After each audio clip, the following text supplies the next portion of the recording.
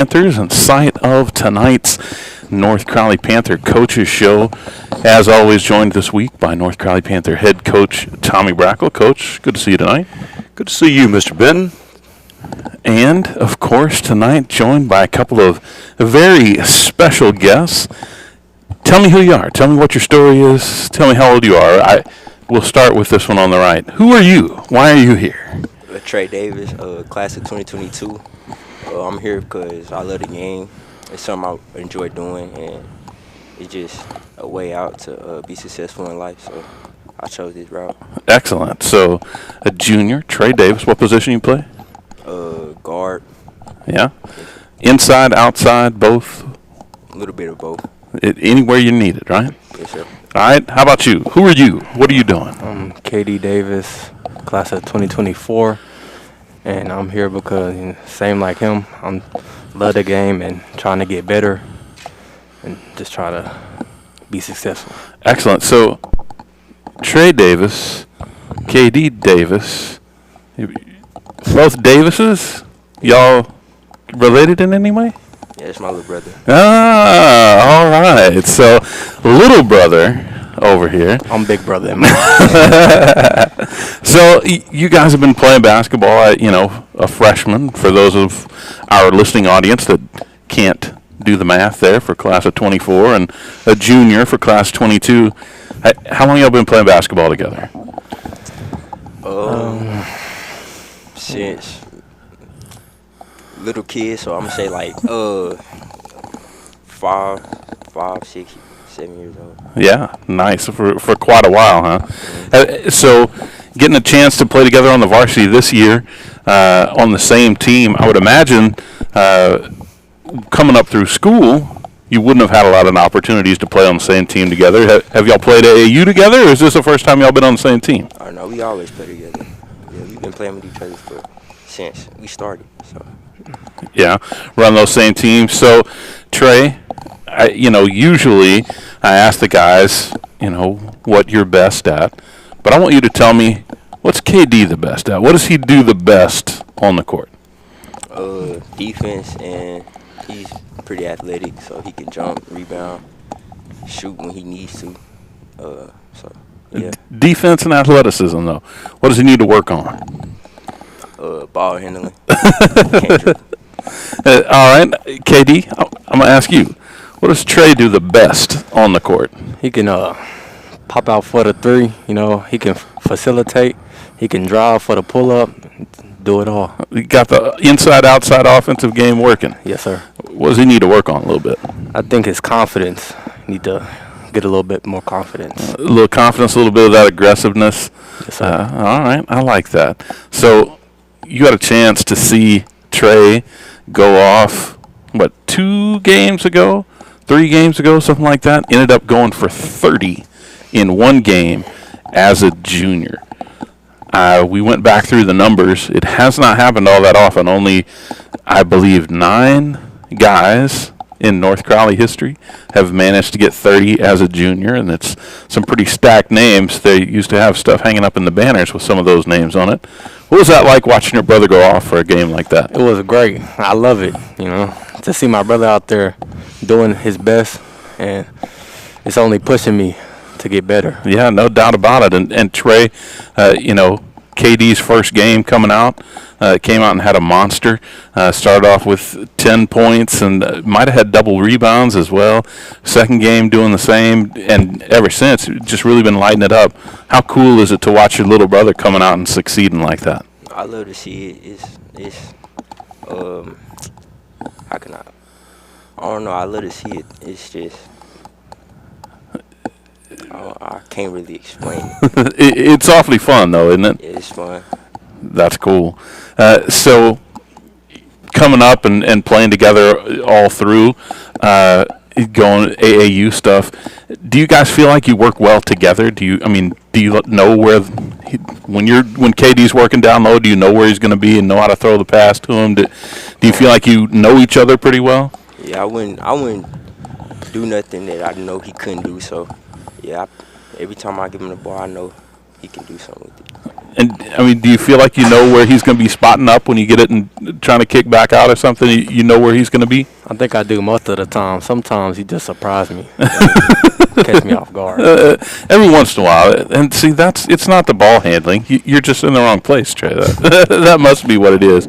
So when you guys go and bang at each other, I mean, y'all ever play one-on-one in the driveway or whatever at the club or whatever? Y'all go after each other? All the time. Every time we get a chance. Well, Trey, I'm going to ask you, who wins? I win most of the time.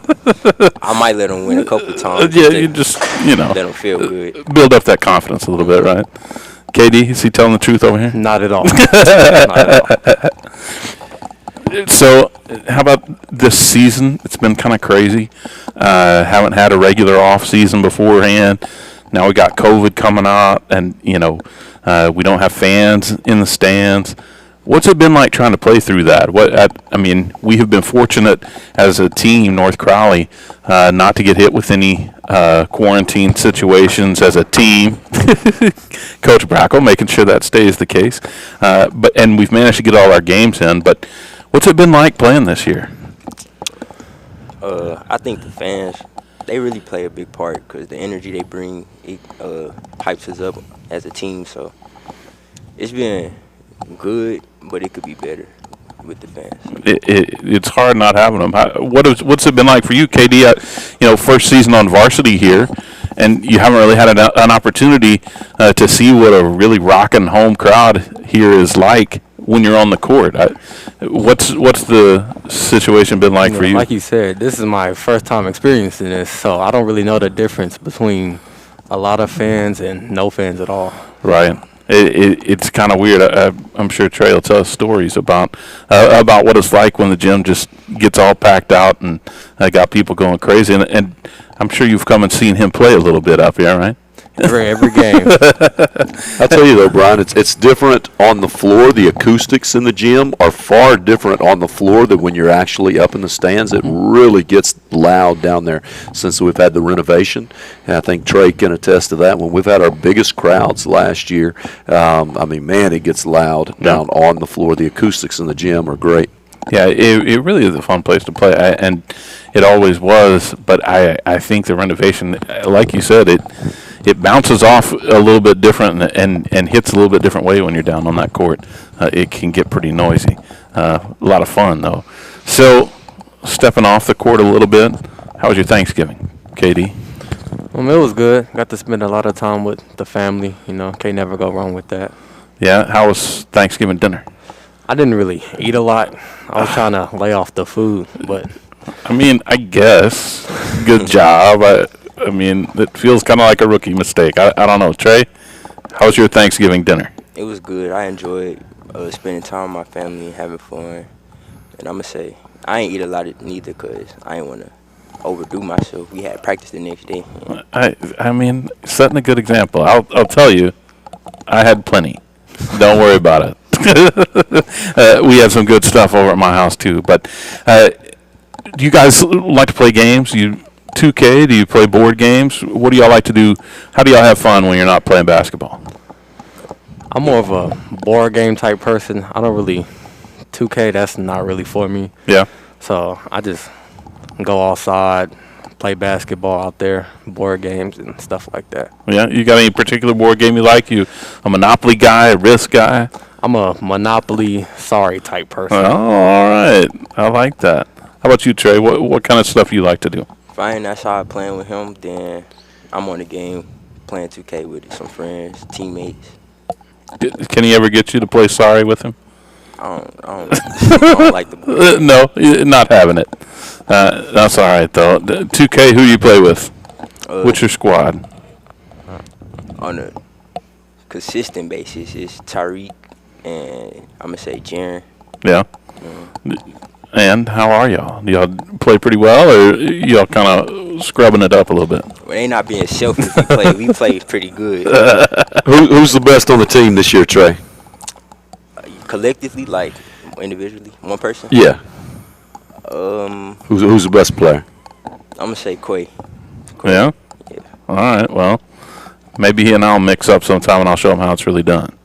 Who's best on the coach's staff? I know they'll get on and play with you guys sometimes too. I ain't played none of the coaches yet. But from the sounds of it, I think it's out of Coach KP and Coach Harston. Yeah. One of them. Well, definitely from the sound of it, because they put a lot of hot air out about how good they are. I don't know how true it is, but they talk a big game anyway. So, how about in the classroom? Trey? I'm going to start with you. What's your favorite class? Not counting basketball, not counting lunch. Math. I like math.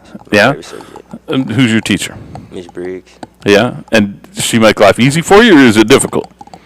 She can make it easy. It ain't been too easy in the past, but it's still fun. I like it, so I enjoy doing it. That's cool.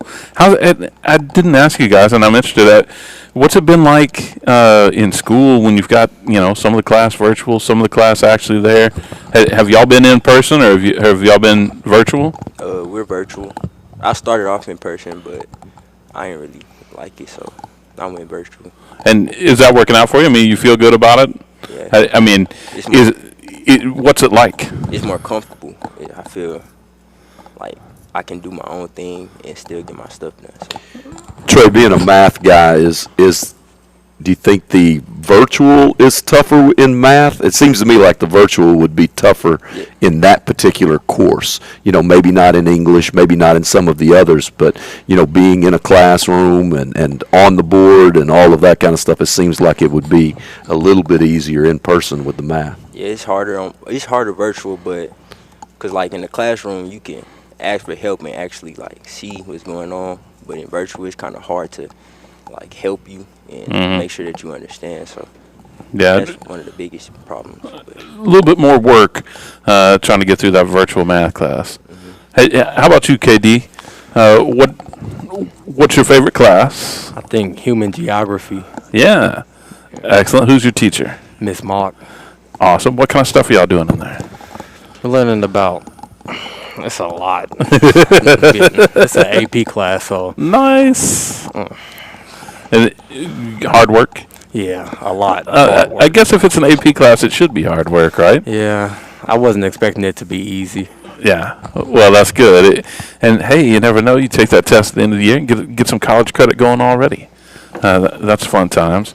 And how about you? How are you also virtual? Yes, sir. And how's that been? What's that been like? I think it's a little better for me because in class, I'm not really a talkative person, and I don't like to ask too many questions. But with it being virtual and having private messages, I can just talk to my teacher without nobody interrupting or anything. Yeah, and I think one of the guys that we had on last week, I forget if it was Malik or Tyreek, talked about it. It was, it was a little bit easier to ask questions when you could, IM somebody and say, I didn't really get what was going on there, as opposed to standing up and, hey, explain that to me. So that was one of the things that they called out as well. I guess you can eat in class if you're at home, right? You get something to drink. Yeah. All right, be honest now. Do you leave your camera on, or do you turn your camera off? Off. camera stay off. Not trying to give up the drinks you got there. No Kool-Aid on the Zoom call, right? Well, that's good times. So, what do you think this year's been like so far? 7-0. 7? 7-0. Got a big win last night against Mansfield Timberview. Is that what you were expecting? Are we doing better? Do we have room to grow? Where do you think we're at as a team? We definitely have more room to grow. But as far as the season, I feel good about it as we continue to get better every day and work our way up to where we should be and where we want to be. So, yeah. What's it felt like for you, KD? I feel like we're doing good, but we can always do better, and I feel like we're gonna push to do better, and we're expecting big things this season. Well, you will always hear the coaches talk about you want to peak when you're rounding into that playoff form. So we certainly have time to improve, time to get better as a team. But getting a nice win against Timberview last night, and then a big one coming up on Friday. Of course, Trey, I know you know what it's like to play Bowie at the varsity level. What do you think Friday's going to look like? it should be a high intensity game. I feel like we do everything we should do. We should win. So I feel pretty good about it. Excellent. KD, how are you feeling about Friday night? I feel like we just gotta execute. Just Execute the game plan, and we should be in good shape. Well, that's pretty good. Well, listen, fellas, I know it's a school night, and even if you don't have to appear in class, you at least have to show up for class, pay attention, make sure you get all that grade stuff going. So I'm going to let you guys go. I really appreciate you coming in and talking to us after practice today, and I look forward to talking to you again as the season goes along. Yes, sir. All right. Thanks again for coming by. That's junior Trey Davis, the older brother, and freshman Corian Davis, the younger brother. Again, thanks for coming out, guys. All right. Well, I am also still here, as you heard a time or two, with Coach Brackle. Coach, how you doing? I'm doing great, Brian. It was a nice game last night, nice win. I enjoy, getting the guys on here and doing a little bit of the show, and not two better young men than those two guys are right there. Yeah, it's I can't remember. It doesn't seem like we've had a whole lot of siblings on the same team. Of course, Kevin and Keith Langford got it started way back in the day, but it doesn't seem like we've had a whole lot that have been that close in age. No, really haven't, and haven't really had that terribly many siblings just across the board. But Kevin and Keith only played just a very few handful of games together, and I think Keith was a senior when Kevin was a freshman. Kevin was a freshman, and Kevin wasn't up for the entire year. He did come up for a few games mid-year when we were having some injury issues, and then at the end of the year, I believe we pulled him probably back up for the playoffs, but just a handful of games that they played together. And so these two young men get an opportunity to play a full season together. And, and I liked your question about how they are able to play together. And, you would kind of expect it a little bit. But, I mean, as a coach and being able to sit back and watch it, I love the way that they know each other's games and how to read one another. And, it's definite that they've already got a chemistry, and I think that's going to do nothing but grow over the next year and a half.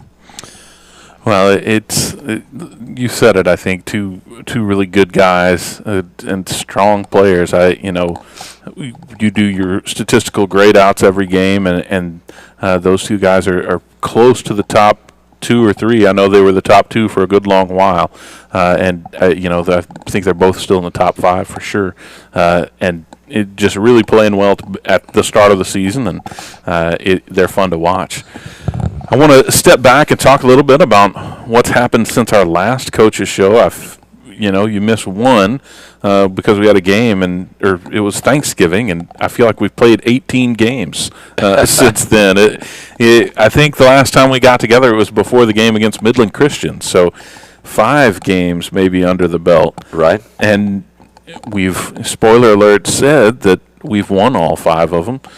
Thinking back, Midland Christian game, the rematch with Crowley, anything stand out for you? And not counting last night, but the 3 or 4 games prior to that? Yeah, I mean, just the process. And we feel like that our guys are committed to getting a little bit better game in and game out, and practice in and practice out. And, I feel like that, they've really been working hard to try to take care of some of the things that we know that we need to take care of if we're going to do what you were talking about earlier, and that's peak at the right time. Yeah, and one of the things that has really stood out for me here in this early season is we talked about Trey and hitting 30. We talked about KD really starting off strong, but we've had so many guys that have had really good games and led the team in scoring. Marcus and Malik, I feel like both went for 20 in one of those games, and Tyreek went for 19. He led the team in scoring last night with 15. Marcus had what I graded him out as a 17 and 17 against Crowley the other night. So many different folks have, really poured it on, it's got to be a great feeling when you've got different options. It really has been, and I mean they've just it's a really unselfish bunch on the offensive end of the floor, and they kind of are working, and like KD said, we're working on our execution, and we want to continue to get better at that. But even when we don't execute, and it's not from a selfishness. I'm trying to go out and get mine. So I love where the team is headed, and like you said, we've had some good games along the way individually, but we've also had some good games collectively along the way as well. So, a lot of times it can get easy to look at the counting statistics. You see how many points somebody has, see how many boards somebody has, those kinds of things. I want to talk a little bit about the defense. Lots of different ways to quantify it, but I'm interested in how you feel like we're playing as a team defensively, because I know that's something that's a critical piece and something that's important to you as a coach and always has been, and something that takes some time to develop as the season goes along. How do you feel like we've played defensively? I feel like that we are just kind of like our overall game. I mean, we're making strides, and with each game, we're going back and we're reviewing it the day after. So today, we went back and we broke down the Mansfield-Timberview game as coaches, and then also as players. Watching the video with them and really breaking down the areas that we need to get better at. Even though we have played well defensively, we know we're just scratching the surface there as well. I'm pleased with where we are defensively, but know that this team could be special on the defensive end of the floor. We've got size, we've got length, we've got guards that can really get after the ball. And, there are a couple of areas right now that we're calling our non-negotiables, meaning, we have recognized them that if we're going to do what we want to do this year, there are a handful of areas that we really have to clean up. And, we need to be better on the defensive glass, and we need to get better with our secondary rotations.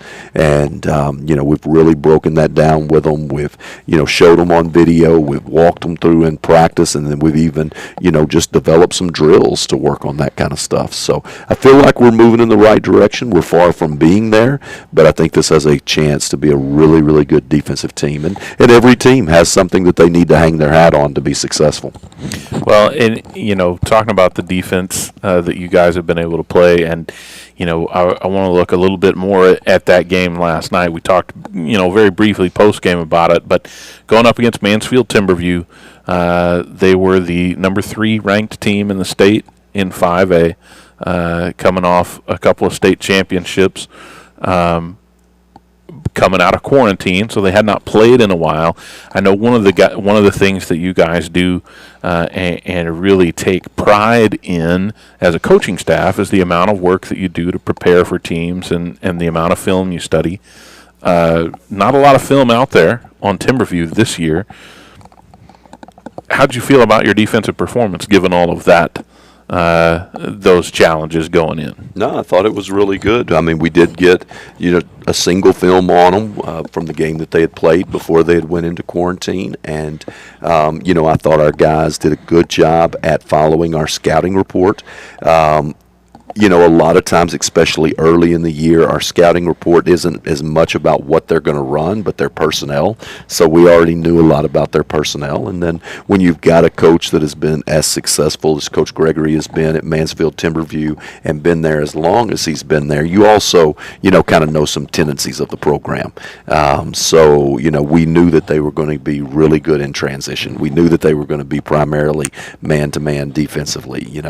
So we had an idea of what to expect last night, and I thought our guys did a really good job of following that scouting report. You talk about being good in transition. It felt like there were a couple of occurrences last night where, we would go on a little bit of a run and get up a little bit, or, even when we were close, and then it would seem like out of nowhere they'd hit like 3 or 4 quick break in a row and go on a 6-0 run, an 8-0 run.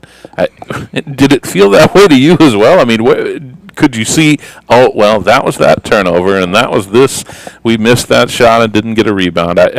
Where do those things come from? Well, and one of our non-negotiables on the offensive end is we've got to quit turning the basketball over. And right now, it's not all the number of turnovers we've had because we have started cutting down on those. Matter of fact, for 4 or 5 games straight, we've been under 15 turnovers for the game. And for a team that likes to play a little bit up-tempo themselves, that's not a bad figure.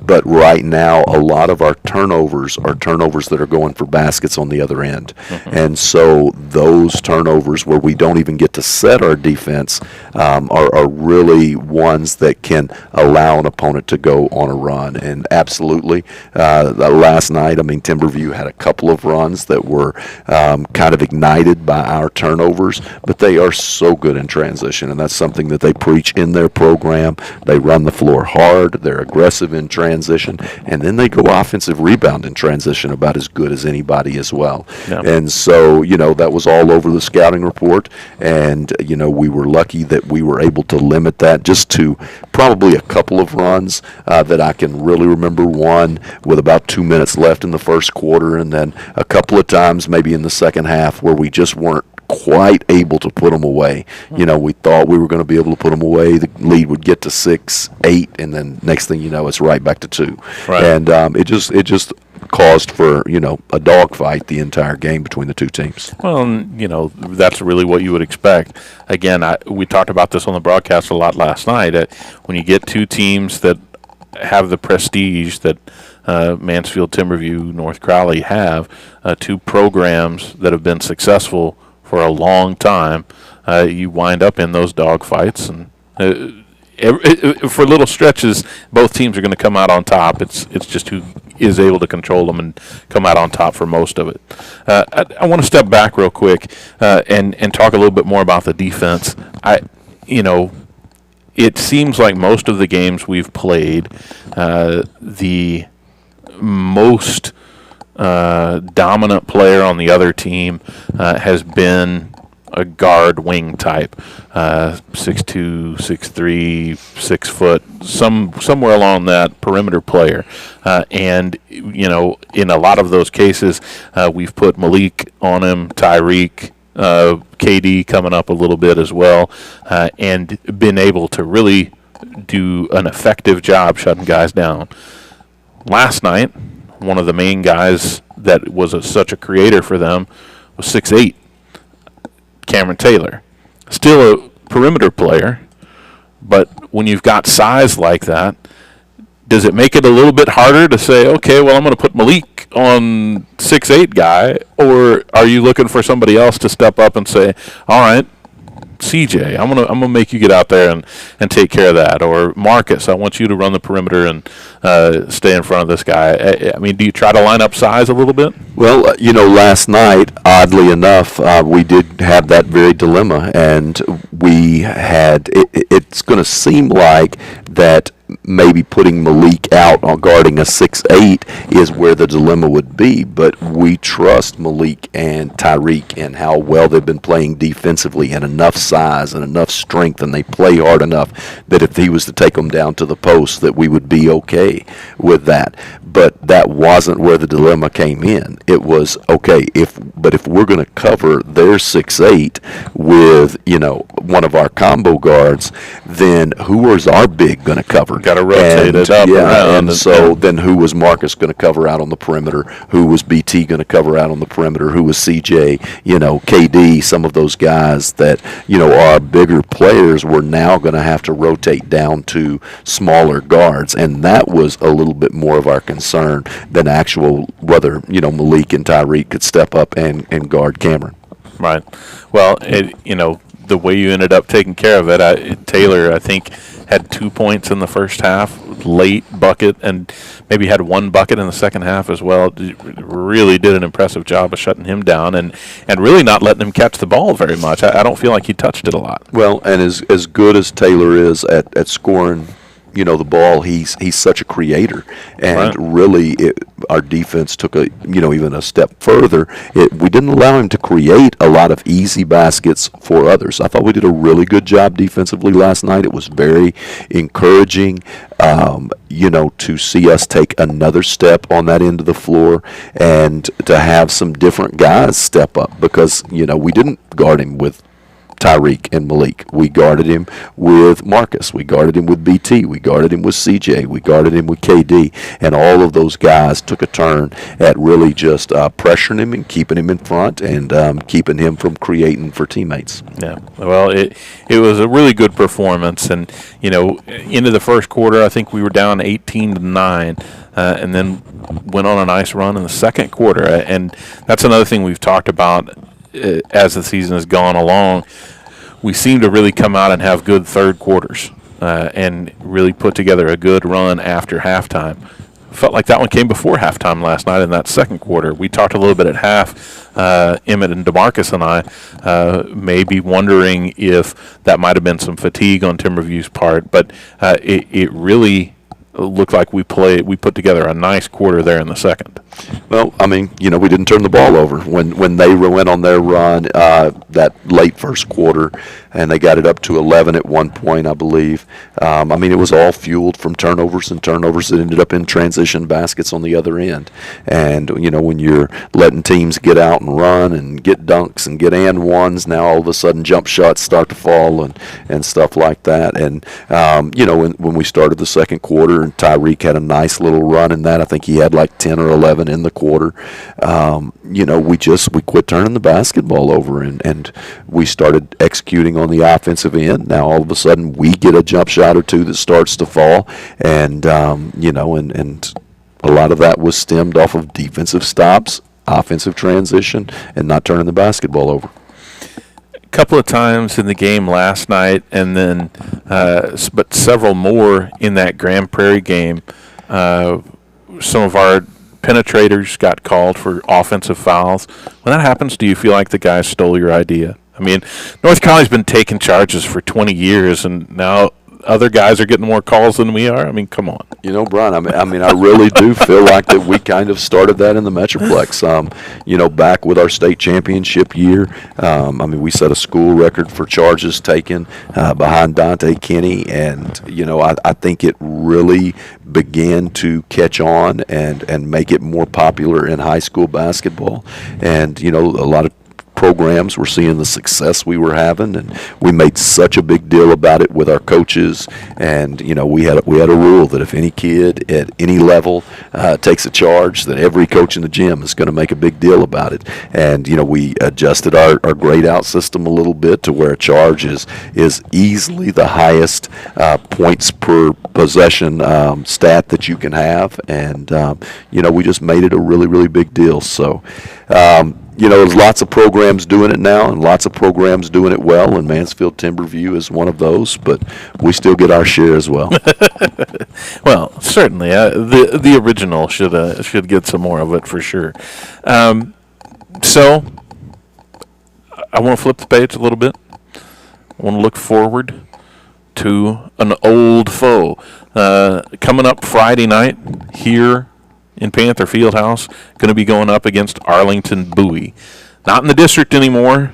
It's not going to have ramifications of that sort, but it's always a big game when we get to go play Bowie. What do you know about those guys? What do you see coming in front of us? Well, Arlington Bowie is just flat loaded this year. This is this senior class that they've got is one of the best classes that they've had come through with individual talent and depth combined. And so it's a really good class for them, led by Dante Cody, who, we've battled. I think he was on the varsity as a freshman, so this would be year 4. And then, of course, we've been in the same district with Coach Gratz and the Bowie Volunteers for, really a decade. So when we ended up getting realigned and not in with the Arlington schools anymore, Alan and I knew that we probably needed to go ahead and play each other for another year and just keep that rivalry, because it's a very high-intensity game. But by the same token, it's always been a game of respect as well. Very rarely has it ever, flipped over and crossed a line to where it wasn't, hey, two teams battling with each other and playing hard, but with a lot of respect as well. Maybe you should call the UT and A&M guys and say, hey, it's okay to keep playing, even if you're not in the same district. It's still good for a little rivalry. So how do you guys transition? We talked a little bit last night after the Timberview game. Celebrate that one for 20 minutes, and then get ready to go play Bowie. What does the week look like? How does that schedule work in terms of what is the coaching staff doing to get ready for that game? Well, I absolutely love routine, and the one thing that's been different about this year is with the no tournaments and no events that you could play in, it really got us in that Tuesday, Friday routine a lot quicker. So it has allowed our staff to get in a routine. I'm going to interrupt you just real quick to point out that we're saying this year is the one that's most routine. That's kind of funny, Coach. Yeah, I mean, it's a little bit of an oxymoron there, right? But it has allowed us to get in that Tuesday, Friday routine that we typically don't get into until after Christmas because, we're playing at the Thanksgiving Hoop Fest, we're playing at the Countdown Tip-Off, we're driving to Houston and playing in the Texas Invitational, or out, flying out to South Carolina and playing in the Beach Ball Classic. It seems like when you have those tournaments and those events, as great as they are, they're multi-day events, and it keeps you from getting into that Tuesday, Friday routine. Once we get into that routine, I think in the past we've always seen our teams flourish a little bit. Sure. But on the day after games, it's all about working on us. Those are going to be the days that we get in the weight room and that we review film on the previous night's game. We do a lot of individual skill work on those days. And then 2 days after a game, which would be the day before our next game, we kind of shift gears a little bit and we focus with the kids on our upcoming opponent. So this week, we had the big game last night against Mansfield Timberview. Well, Wednesday was a day that we worked on North Crowley. So we were in the weight room today, a lot of individual skill work. Even our team time was working on our stuff. And then tomorrow we'll really shift gears with the players and start working on our preparation for Arlington Bowie. When do you guys start watching film and getting ready for Bowie? I was watching film at 2:30 this morning. So, I came back last night and broke down the video from last night and, did the grade out and got that all taken care of. And then immediately, before I left, I couldn't help but watch just a little bit of the Bowie film. But we've had film on them knowing that they were coming up for a couple weeks now. So we had already taken a peek at that, even though we try not to get more than one game really ahead. And then, my coaching staff, they started breaking down film on Arlington Bowie today. So we already have the clips cut up, and, we cut the clips up in a way to where we can be as efficient with the kids as we possibly can. We put the majority of the time in on the front end, so on the back end, we're very efficient with what we're doing. What kind of access do the guys have to those clips and films? Are those things they can watch at the house in between their virtual classes, or is that stuff they can only see when they're up here in the media room, or how does that work? No, they've got full access to everything that we have as coaches. Their parents have access to it through their accounts. So, if they ever want to go back and watch any games or, really study themselves or study an upcoming opponent, they can put as much in as they want to. And, with our software and everything that we have, we can even monitor how much time that they have spent watching video. We can also do things like, as we're breaking down the video and cutting up these clips for them to show them, we can put notes on there. So as they're watching it on their own, they can read what it is that we're writing about that maybe we should be doing differently, or if if it's an opponent that's coming up, what we should be looking for, or how we're going to defend something that they're doing. So all of that gives them the opportunity to do more stuff on their own, but they're still going to do it with us as well. And so in a normal season, I'm sure you have a nice large media room. You get all the guys in there and everybody's going over stuff at once. Do you have to break it up this year? Absolutely. We're doing everything that we possibly can with mitigation processes to keep things as safe on the kids as we possibly can. So where we would normally go back in there and there'd be, maybe 15 kids and 3 or 4 coaches watching video all at the same time and everybody hearing the same message. Now, we may break it up to where one small group is in the weight room, one small group is in the media room. We're all well over 6 feet apart with our mask on, and, we take pictures of the kids while they're in there to make sure that, if we ever did have a case, that we could say, hey, we weren't, within 6 foot of each other when we were in this enclosed area. So, we're doing everything we can to keep the young men as safe as they possibly can be, but also to give ourselves an argument that if we do have somebody come down with it or whatever, that we can prove that we have done everything that we could to keep them safe. Well, and that even goes to the transportation stuff. I mean, 2 buses for the varsity squad to go into the game, and that's to make sure that you've got separation there. And same way, we know that we're sitting every other seat on the bus at angles. We take pictures of them when they're on the bus, so we know where they're sitting, who they're sitting by, the amount of space that we have in between each one. Once we get back on the bus to return home, making sure that they're in the exact same seats that they were in on the way there. Durham does a good job.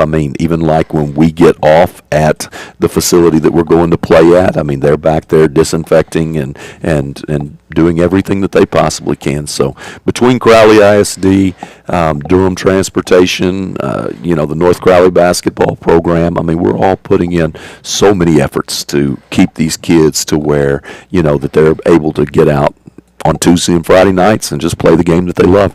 Well, and going over, looking at the schedule ahead and the folks that we have yet to play and, trying to piece it out a little bit, there are not very many teams that have played 7 games already.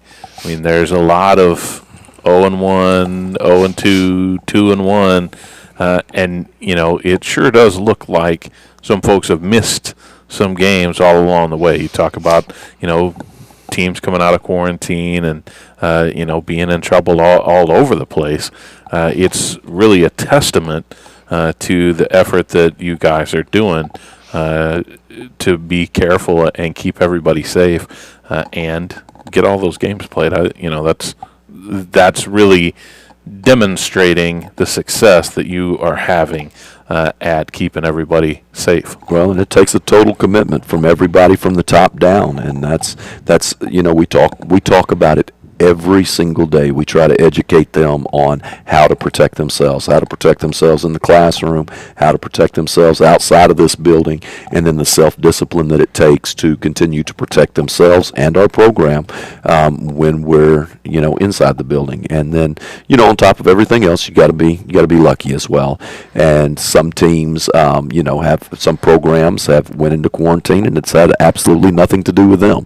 We almost got caught up with a Midland Christian situation where a Midland Christian player ended up with it. And sometimes you can get lucky about how things fall on the calendar around a holiday or something. But if we're doing everything that we can to keep everybody in our program as safe and healthy as we possibly can, then at the end of the day, we've done everything that we can do. Yeah. Well, how about you? How was your Thanksgiving? My Thanksgiving was great. Did you manage to eat any food? Trey and KD, I feel like they, an apple here or there. Yeah, no, that was kind of crazy. No, I tell you, I have turkey and ham and dressing and green bean casserole and sweet potatoes and all of that traditional stuff one time a year, and I make sure that I eat enough for the other 364 Go ahead days. And square it away. Huh? And so yeah, no, we had a great Thanksgiving and look forward to it again in another 11 months. Yeah, there you go. See, we do it twice a year. We get it at Thanksgiving, and then we remind ourselves, hey, it's Christmas, let's do that again. And then that's just a bridge too far, and then you can take some time off until next Thanksgiving. It's that second time around that really Got you. saves you for the next 11 months. So, what do you think? Are you ready for Bowie? I mean, Bowie's Bowie. I mean, we know they're going to come in. They're going to lay their ears back and go after our jugulars. And we were ready for this week. We thought that this week, whether we went 2-0, 1-1, or 0-2, that at the end of this week it would be we would really know where we stand as a team and where we need to go as a team. And so, of course, we want to come in on Friday and play well and perform well and win. But we just knew that this was going to be a week that we needed as a program. We didn't need another 41-point win, against Crowley, or we didn't need to play a Midland Christian that we beat by, 29 or whatever it ended up being, that was a little bit COVID-stricken, or a team that was still waiting for football players to come in. We needed a Mansfield Timberview. We needed, an Arlington Bowie coming in to really get a good feel for where we are. We've talked a lot, being 7-0 right now. We've talked a lot to our players, to this particular team, about it's easy to fix your problems, your areas of concern when you get beat. Because when you get beat, nobody likes that feeling, and there's all of a sudden a sense of urgency to fix those things. Well, we're trying to get them to have that same sense of urgency while we're winning. Yeah. Well, it should be good, and certainly coming up on Friday will be a good test. Well, Coach, I think we've just about run out of time. I appreciate you coming out and talking to us. It's always fun on Wednesday nights. Well, I always enjoy it, and like I said, I always enjoy watching the young men get the opportunity to put on a headset and talk a little bit about themselves, talk a little bit about their life outside of basketball, and I think it's a great experience for them. So I appreciate you always doing it. Well, certainly it's lots of good fun, and I think that's going to do it for us. So coming up again Friday, home game. Of course, stands will be empty, but we encourage you to tune in on our YouTube channel for the game against Arlington Bowie, and then back on the road at Wilkerson Grind, I believe, on Tuesday against Southwest. I got that correct? That sounds about right. And then we'll be back here for the Coaches Show next Wednesday as well. So appreciate everybody tuning in. We'll talk to you on Friday. Sounds good, Mr. Ben. Thank you. All right. This has been a North Crowley Panther production.